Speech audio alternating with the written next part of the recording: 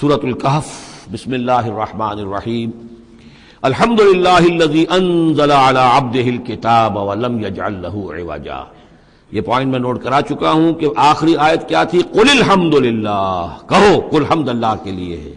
یہ آخری آیت تھی سورہ بنی اسرائیل کی، اور سورہ کہف کی آیت شروع ہو رہی ہے الحمد للہ الذی، گویا کہ اس حکم کی تعمیل جو ہے اس سے آغاز ہو رہا ہے اس سورہ مبارکہ کا۔ اس کو میں نے کہا تھا یہ انٹر لاکڈ ہیں دونوں صورتیں جو ہیں،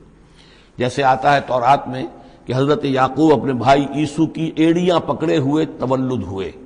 یہ جڑواں پیدا ہوئے تو دو بھائی عیسو اور یعقوب۔ عیسو بڑے تھے، یعنی بڑے اسمانی میں جو بھی ہوتے ہیں جڑواں، ان میں جو پہلے جس کی ولادت ہو جائے وہ بڑا ہوتا ہے، چاہے 2 منٹ کا فرق ہو 5 منٹ کا فرق ہو۔ تو اس کی ولادت کے بعد پھر حضرت یعقوب، تو عقب کہتے پیچھے کو، پیچھے آنے والا، یعقوب اس لیے ان کا نام پڑ گیا ہے کہ یہ پچھلا ہے۔ جو پہلا تھا وہ عیسو تھا، عیسو کے بارے میں کچھ معلوم نہیں، ان کی اولاد وغیرہ کدھر گئی، بہرحال وہ ایک علیحدہ بحث ہے۔ تو اسی طریقے سے یہ سورہ کہف جو ہے گویا کہ سورہ بنی اسرائیل کی ایڑیاں پکڑے ہوئے قرآن مجید میں وارد ہو رہی ہے۔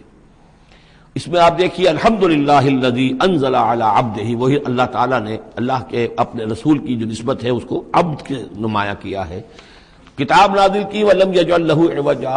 اور اس میں کوئی کجی نہیں رکھی، قیما، سیدھی، ٹھیک ٹھیک، روشن، مبین،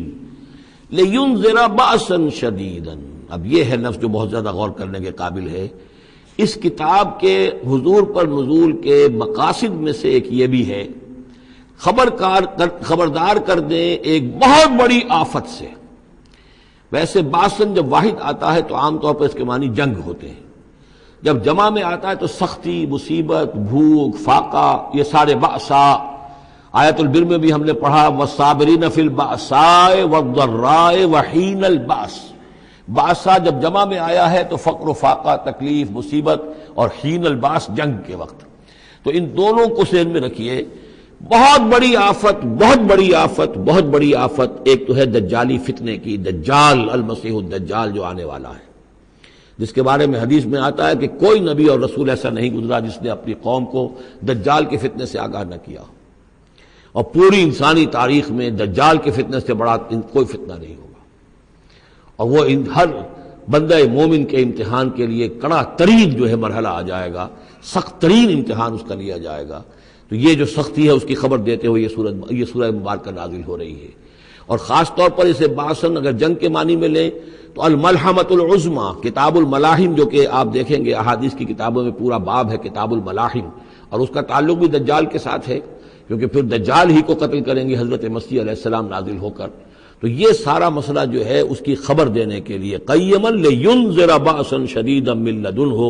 گویا کہ یہ جو احادیث کی کتابوں میں آپ کو حدیث کے ابواب ملتے ہیں، چاہے وہ کتاب الفتن ہو اور چاہے وہ کتاب جو ہے آثار قیامہ ہے، اس طرح کے جتنے بھی ہیں، اور کتاب الملاحم ہے، یہ گویا کہ اس کی شرح ہے لینذر بأسا شدیدا من لدنہ، اور یہ ہوگا بھی خاص اللہ کی طرف سے، یہ آزمائش بھی، یہ دجال کا فتنہ بھی، یہ بہت بڑی جنگ بھی، جس کو آرمگڈون کہتے ہیں۔ کرسچین جو ٹریڈیشن ہے اس میں اس کے لیے لفظ ہے آرمگڈون، ایک بہت بڑی جنگ ہوگی۔ ڈکشنری میں بھی آپ دیکھیں گے کہ خیر اور شر کی قوتوں کے درمیان اس دنیا کے خاتمے سے پہلے ایک بہت بڑی جنگ ہونی ہے جس کا نام یہ آرمگڈون ہے۔ لینذر بأسا شدیدا من لدنہ ویبشر المؤمنین الذین یعملون الصالحات، اور تاکہ بشارت دے وہ ان اہل ایمان کو جو نیک عمل کرتے ہوں، ان لہم اجرا حسنا، کہ ان کے لیے ہوگا بہت اچھا بدلہ، ماکثین فیہ ابدا، اور وہ اس میں رہیں گے ہمیشہ ہمیشہ۔ یہ جو دجالی فتنہ ہے اس کے ساتھ ایک خاص مناسبت ہے سورہ مبارکہ کی۔ احادیث میں آتا ہے کہ دجالی فتنے کے اثرات سے بچنے کے لیے اس سورہ مبارکہ سے ذہنی اور قلبی رشتہ مفید ہے، اس کی تلاوت کرتے رہنا، خاص طور پر جمعے کے روز پوری سورہ کہف، ورنہ یہ کہ کم سے کم اس کی ابتدائی اور آخری آیات ان کی بڑی اہمیت ہے۔ دجالی فتنہ اصل میں کیا ہے سمجھ لیجئے کہ ایک تو ہے دجالی فتنہ بالعموم، دجل کہتے ہیں فریب کو، جیسے کہ کوئی نبی نہیں ہے، وہ اس نے فریبی لبادہ اوڑھ لیا، نبوت کا دعویٰ کر رہا ہے، وہ دجال ہے۔ تو اس طرح کی تو حضور نے فرمایا ہے کہ 30 دجال پیدا ہوں گے، انہی میں سے ایک ہمارے زمانے کے اندر جو ہے یہ غلام احمد قادیانی بھی تھا، وہ دجال تھا، جس نے کہ اعلان کیا کہ میں نبی ہوں جبکہ وہ نبی نہیں تھا۔ تو فریبی بنا ہوا، جس نے کہ ملمہ اپنے اوپر چڑھایا ہوا ہے۔ اسی طریقے سے دجالی فتنہ یہ جو ہے اس پوری دنیا میں اس وقت جو فتنہ ہے وہ یہ ہے کہ مادہ پرستی کا اتنا غلبہ ہو چکا ہے ذہنوں کے اوپر، افکار کے اوپر، لوگوں کے نظریات کے اوپر، لوگوں کے اخلاق کے اوپر، لوگوں کے اقدار جو ہیں، ویلیوز جو ہیں اس کے اوپر، کہ وہ آخرت کو بالکل بھول گئے، اللہ کو بھول گئے، اسباب کے اندر گم ہے، مسبب الاسباب سے ذہول ہو گیا، دنیا ہی دنیا ہے، آخرت کو بھولے ہوئے ہیں، مادہ ہی مادہ ہے، روح سے کوئی سروکار ہی نہیں۔ یہ ہے بالعموم جس کا نام دجالی فتنہ ہے، کہ حقیقت کے اوپر پردہ پڑا ہوا ہے، آخرت پر دنیا کا پردہ پڑا ہوا ہے۔ یہ دنیا جو ہے در حقیقت کیا ہے؟ وَمَا الْحَيَاةُ الدُّنْيَا إِلَّا مَتَاعُ الْغُرُورِ، یہ دھوکے کا سامان ہے، اصل زندگی کو اس نے ڈھانپا ہوا ہے۔ ہم نے یہ سمجھ لیا کہ زندگی یہی ہے، اسی کے لیے بھاگ دوڑ، محنت، صبح و شام، اسی کے مستقبل کی فکر ہے، لیکن اصل زندگی اس کی کوئی فکر ہی نہیں ہے۔ باقی ایک دجال جو ہے جو آئے گا، وہ معاملہ احادیث کے اندر بھی بڑی طوالت کے ساتھ ہے، اور اس میں کافی پیچیدگیاں بھی ہیں، بعض چیزیں جو ہیں ایک دوسرے سے کچھ مختلف بھی ہیں، اس میں پھر اہل علم کو بہرحال مطابقت پیدا کرنی پڑتی ہے۔ میں نے جہاں تک اپنی کوشش کی ایک رائے تک میں پہنچا ہوں، لیکن ابھی میں اسے بیان نہیں کر رہا ہوں۔ بہرحال دجالی فتنے کی خبریں موجود ہیں بہت شدت کے ساتھ، اور اس صورت کا پڑھنا جو ہے اس میں بہت مفید ہے۔ اس صورت کے مضامین کا دجالی فتنہ بالعموم سے کیا تعلق ہے وہ تو اس ہم دورہ ترجمہ دوران کے اس کے دوران بھی آپ کو معلوم ہو جائے گا، لیکن اس کے جو خاص بڑے مباحث ہیں، خاص طور پر یہ کہ ایک ہمارے بہت بڑے عالم گزرے ہندوستان میں اس صدی کے آغاز میں، مولانا مناظر حسن گیلانی، انہوں نے اس میں باقاعدہ کتاب لکھی ہے، آپ کو مل جائے گی بازار میں بھی، اصحاب کہف کے جو کا معاملہ سورہ کہف کے مباحث ہیں ان کے۔ میں نے اس کو اپنی ایک تقریر کے اندر مجھے یاد دلایا گیا ہے آج، کہ میں نے کبھی ایک کیسٹ میں اس کو سن 89 میں کسی خطاب جمعہ میں سورہ کہف کے مضامین کا خلاصہ بیان کیا تھا، جس کا عنوان ہے دنیا کی حقیقت۔ یہ خطاب جو ہے اور یہ کیسٹ یہاں موجود ہے، جو حضرات لینا چاہیں وہ اس کو دیکھیں، تاکہ یہ کہ ظاہر بات ہے تفاصیل زیادہ جو ہیں وہ میرے لیے ممکن نہیں ہے کہ اس دورہ ترجمہ کے دوران بیان کر سکوں۔ وَيُنذِرَ الَّذِينَ قَالُوا اتَّخَذَ اللَّهُ وَلَدًا، اور خبردار کر دے ان لوگوں کو جنہوں نے کہا کہ اللہ نے بیٹا بنایا۔ یہ ساری دجالیت جو ہے اس کی جڑ کیا ہے؟ مسیحیت، جو موجودہ مسیحیت ہے، جو حقیقت میں مسیحیت نہیں ہے، پولزم ہے، جس کی بنیاد تثلیث پر ہے کہ اللہ کا بیٹا بنا دیا حضرت مسیح علیہ السلام کو، اور انہیں کفارہ بنا دیا تمام جو بھی مان لے ان کو ان کے گناہوں کا، پیش کی معافی ہے ان کے گناہوں کی جو حضرت مسیح پر ایمان لے آئے، اور نمبر 3 شریعت ساقط کر دی، اور نمبر 4 سارا اختیار جو ہے وہ پوپ کے ہاتھ میں دے دیا گیا کہ تم جو چاہو جس چیز کو چاہو حلال کرو، جس چیز کو چاہو حرام کر دو۔ ان چیزوں نے مل کر نفس مذہب کو اس قدر قابل نفرت شے بنا دیا کہ یورپ کے عوام کے اندر مذہب کے خلاف شدید نفرت پیدا ہو گئی۔ چنانچہ اس کے بعد جب مسلمانوں کے زیر اثر وہاں پر علم پھیلا ہے، ہسپانیہ کی یونیورسٹیوں سے علوم اور فنون جو ہیں، یہ فرانس اور اٹلی اور جرمنی کے نوجوان آتے تھے، اور وہاں آ کر وہ قرطبہ اور غرناطہ اور طریقلہ کی یونیورسٹیوں سے پڑھ کر جاتے تھے، تو ان کے زیر اثر جو ایک ریفرمیشن شروع ہوئی، اصلاح مذہب، اور ایک رینائسنس، تحریک احیاء العلوم، وہ جو اصل تو تحریک تھی اس بات کی کہ انسان علم کی طرف دوبارہ رجوع کرے، لیکن یہ کہ وہ علم جب آگے بڑھا ہے تو وہاں پہ عیسائیت کے خلاف جو رد عمل تھا اس کی وجہ سے اس میں مذہب کی دشمنی جو ہے اس تحریک کے اندر خود بخود شامل ہو گئی۔ تو مذہب سے بیزاری، روحانیت کا انکار، آخرت سے بالکل بے پرواہی اور اس کا بھی انکار،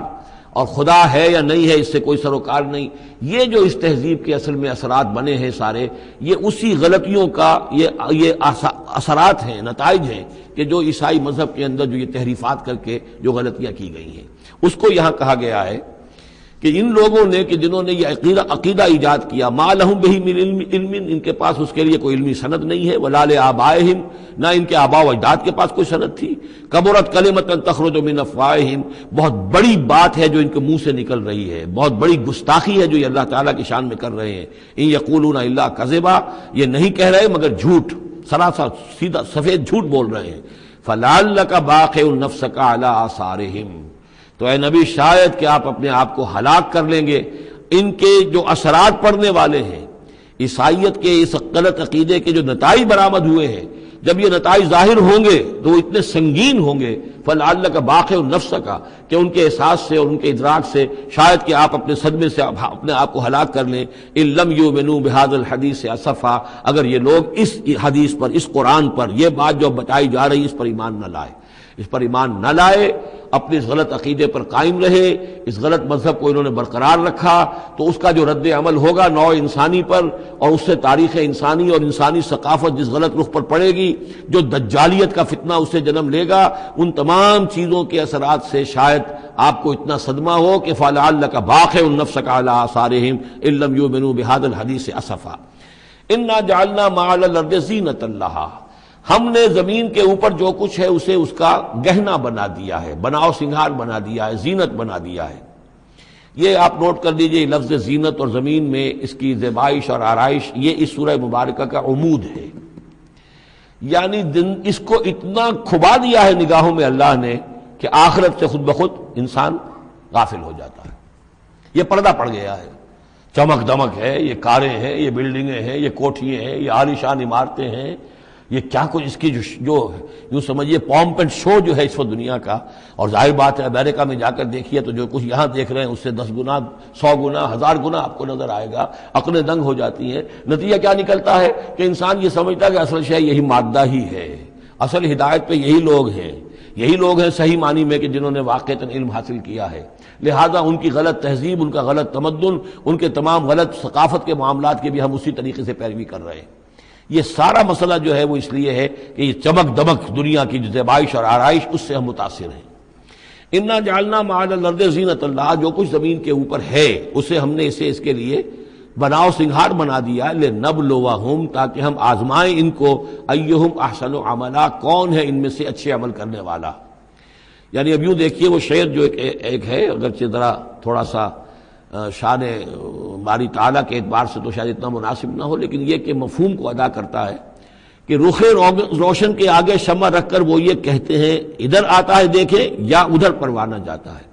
ایک طرف ذات باری تعالیٰ ہے اور ایک طرف یہ دنیا ہے، اس کی چمک دمک ہے۔ اب یہ پروانہ جو ہے یہ انسان، اس کا امتحان ہے، آیا یہ اللہ اور آخرت کی طرف جا رہا ہے یا دنیا کی طرف اور دنیا کی زیبائش اور آرائش کی طرف جا رہا ہے۔ جو زیبائش اور آرائش کی طرف چلا گیا وہ گیا، وہ تباہ و برباد ہو گیا، فقط خسر خسرانا مبینا۔ اور جس نے اس دنیا کی زیبائش اور آرائش اس سے منہ موڑ کر وہ جو حقیقت جو اصل حسن ازلی ہے اللہ تعالیٰ کا اور اس کا جو جلال اور کمال ہے اور جو آخرت کی نعمتیں ہیں ان کو اختیار کر لیا، وہ کامیاب ہو گیا۔ تو امتحان اتنا ہی ہے کہ رخ روشن کے آگے شمع رکھ کر وہ یہ کہتے ہیں ادھر جاتا ہے دیکھیں یا ادھر پروانہ آتا ہے۔